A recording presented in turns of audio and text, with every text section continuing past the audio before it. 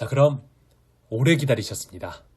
이제부터 정조와 곤룡포에 관련된 이야기를 풀어보겠습니다. 오늘 이야기는 두 가지가 준비되어 있는데요.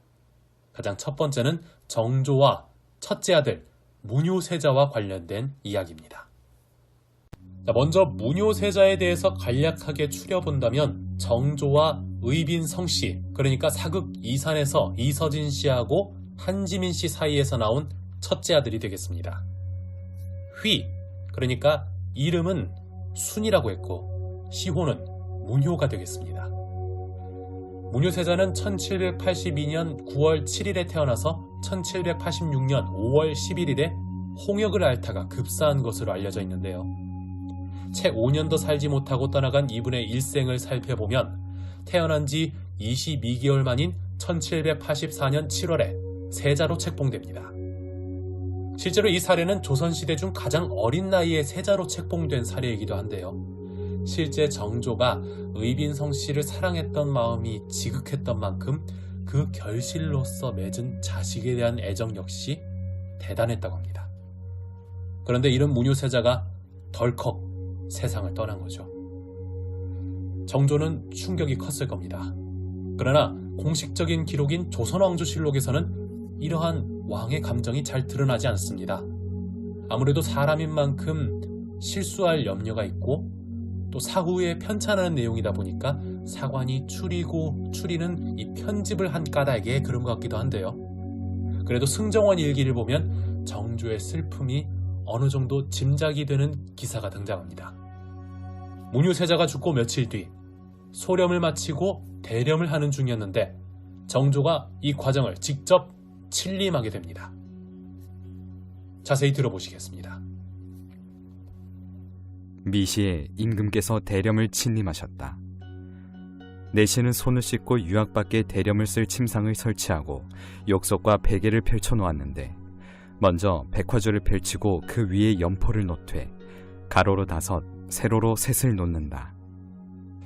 자, 이 부분은 대렴을 하기 전에 시신을 눕힐 침상과 그 주변을 정돈하는 내용으로 이에 대한 모습은 영화 사도의 후반부에서 잠깐 나오기도 했습니다. 이 모습은 사진으로 함께 하도록 하겠습니다. 어쨌든 각설하고 이때 정조가 뜬금없이 이런 말을 합니다.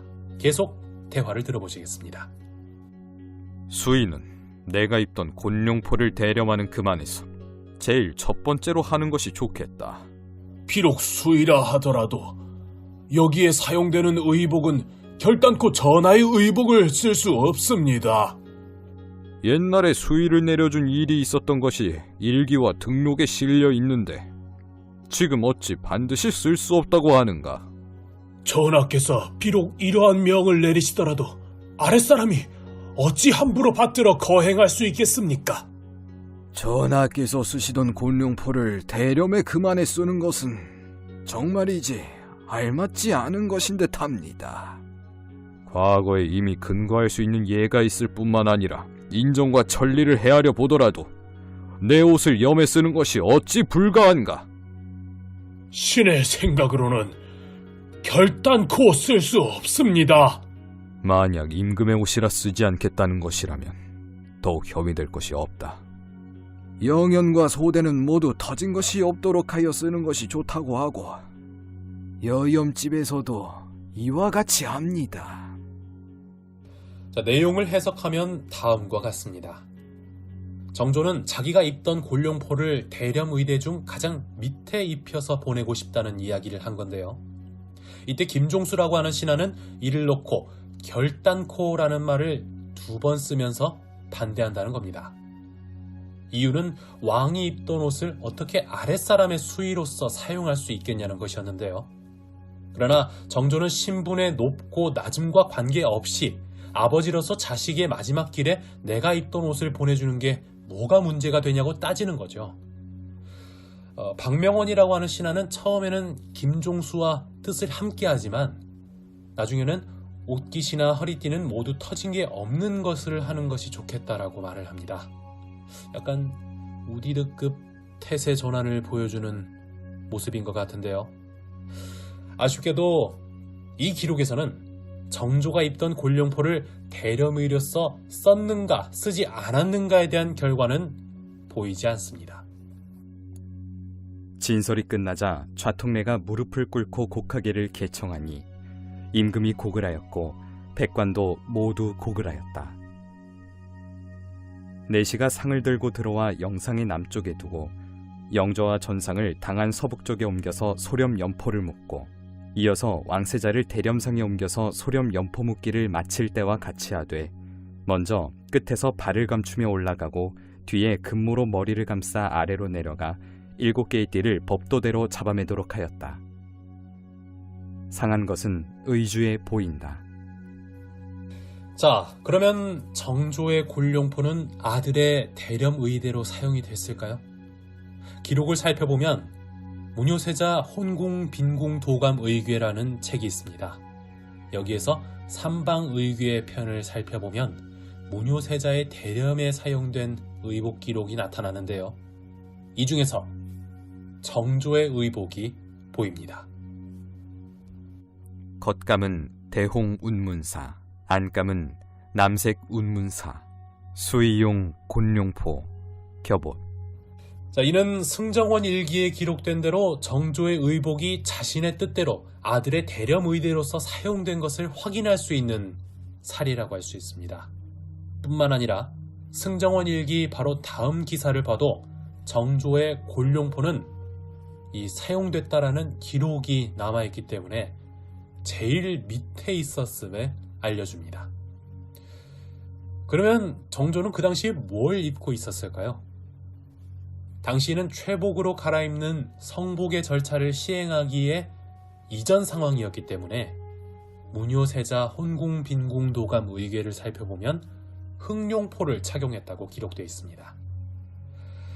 자, 결국 왕의 채통을 지키기 위해서 평소에 해주지 못했던 아버지의 사랑을 자신이 입던 곤룡포를 통해 표현함으로써 자식의 마지막 길에 아버지가 평소 입던 옷이라도 함께 넣어서 저승으로 떠나는 길이 덜 외로웠으면 하는 마음으로 떠나보냈음을 알 수 있는데요.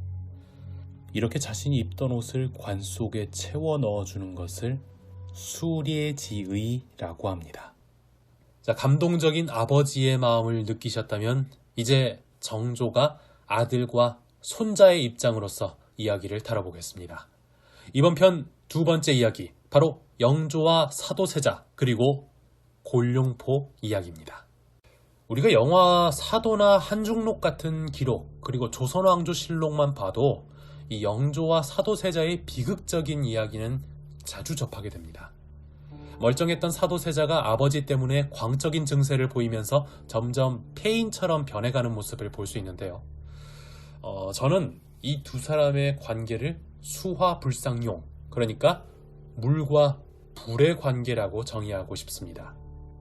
차갑고 냉철한 사고방식을 가졌던 정치구단 영조와 물을 좋아하면서 쾌활한 성격을 가진 사도세자가 당연히 어울릴 수가 없었겠죠. 기록에 따르면 처음에 사도세자는 총명했다고 합니다. 영조가 이런 사도세자를 당연히 아꼈다고 하는데요.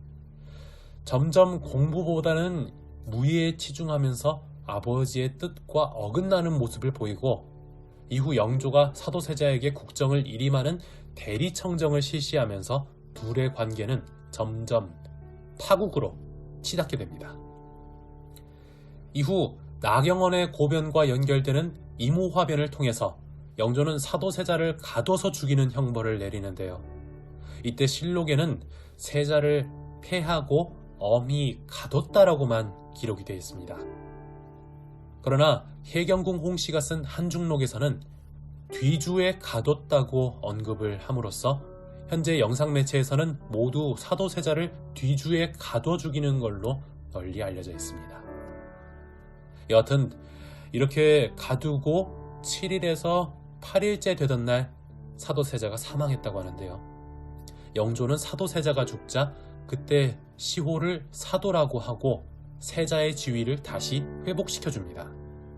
이후 세손에게 과거의 기록을 지워주고 더 이상 추승하는 일은 하지 말라고 명령을 하지만 정조는 즉위식 날 가장 첫 번째로 과인은 사도세자의 아들이다 라고 천명함으로써 자신의 아버지를 추승하는 일을 진행하게 됩니다.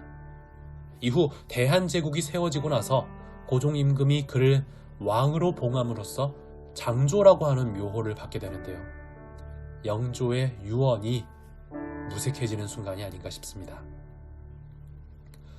어쨌든 이런 아픈 과거의 역사를 지니고 있다가 사도세자와 영조가 죽고 정조가 조선을 다스리던 1800년 6월 28일 정조가 창경궁 영춘헌에서 승하하게 됩니다. 자, 역시 그로부터 5일 후 실록을 보면 대렴을 행한 뒤 제공, 그러니까 정조 임금의 관속에 의복을 넣는 과정에서 독특한 기록이 보입니다. 진홍운문 대단 곰포 금용 흉배 영묘께서 입던 옷이다. 아청 대단 곤포 장원세자가 입던 옷이다. 자, 이 기록을 보면 관 속에 영묘께서 입던 홍색 운문단 골룡포를 넣었고 그 다음에 바로 장원세자가 입던 아청색 골룡포를 넣었다는 기록이 보이는데요. 여기서 영묘는 영조, 장원세자는 사도세자를 이릅니다. 즉 할아버지와 아버지가 입던 골룡포를 자기 관 속에 넣었던 거죠. 그렇다면 특별한 이유가 있었을까요? 아쉽게도 이것은 아직까지 제가 관련 기록은 찾아내지 못했습니다. 감정적인 확대 해석은 위험하겠지만 추측하건대 자신의 아들의 시신에 자기가 입던 골룡포를 입혀서 떠나보냈듯 자기 할아버지와 아버지의 골룡포를 자기 관 속에 넣어간 것이 평소 자기의 뜻이었을 가능성도 일부 존재하고요. 또 사후에 왕실의 뜻을 존중해서 진행됐을 가능성도 마찬가지로 존재합니다. 어쨌든 이렇게 할아버지와 아버지가 입던 골룡포를 함께 넣어서 떠났다는 것은 두 사람을 사랑하는 정조의 마음과 동시에 두 사람의 깊었던 갈등마저도 자신이 짊어지고 떠나려 했던 것은 아닌가 하는 먹먹한 생각을 하게 됩니다. 자, 어떠셨습니까? 오늘 준비한 이야기는 여기까지입니다. 좀 많이 길었죠? 저도 원래 10분 안에 끝내는 걸 목표로 삼았는데 생각보다 좀 길어서 많이 당황했습니다. 제가 처음이다 보니까 이런 게 익숙치 않아서 그런 것 같은데요. 다음에는 조금 더 짧게 만들어 보는 걸 목표로 준비해 보도록 하겠습니다. 자, 오늘 말씀드렸던 영상의 자료 출처는 다음과 같고요. 승정원 일기의 번역은 푸른 화염 님께서 수고를 해주셨습니다. 그리고 정조와 박명환 낭독자 역할을 맡아주신 분은 성우지망생 박준모 님께서 수고해 주셨습니다. 두 분에게 이 자리를 빌려서 감사의 뜻을 전합니다. 자, 다음에는 무슨 주제로 찾아올지 아직 정해진 건 없습니다. 하지만 빠른 시일 내로 재밌는 복식사 이야기들을 다시 풀어보도록 하겠습니다. 끝까지 시청해주셔서 대단히 감사합니다. 이상 오래지기였습니다. 감사합니다.